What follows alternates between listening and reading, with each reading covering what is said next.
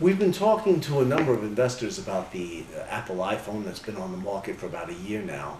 And we wanted to go over the technology, what's happening with Apple, what we think will happen. In the next couple of weeks, on June 9th, Apple has a major conference in this country. And we think at that point they're probably going to announce a new Apple iPhone. So this is what we think we're going to be looking at.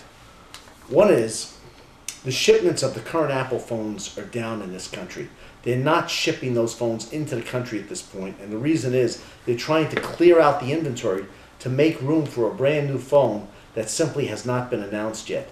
Apple looks like they're going to move to a 3G network, which will be different from the Edge network that they're currently using. The problem, it's far superior technology, but the problem is it uses more battery power, so there may be an issue with how they handle that. They also may be moving to a higher resolution camera and possible support for digital video recording on the Apple phone. This would be fantastic. We think they're going to announce it. It's probably going to have to be a little bit bulkier, but the phone itself will probably be a little bit more curved as opposed to rectangular.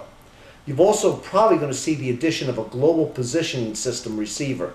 In other words, GPS from the phone, and it will be tied into all their applications. The phone currently sells for $399 to $499 depending upon the amount of memory you have. We think the new phone will probably be priced in that category also. What's interesting is we took a look at the iPhone, which is being used in Europe, compared it to the United States to see if there's any difference at all in terms of user characteristics. And it turns out that the iPhones in Europe are using 30 times more data than the other phones that are being sold in Europe. Now 30 times is an incredibly high number. In our country, the iPhone tends to use 2.5 times more data. So be on the lookout here in June for this conference that's coming up and the announcements that Apple will make on their new iPhone, in our opinion.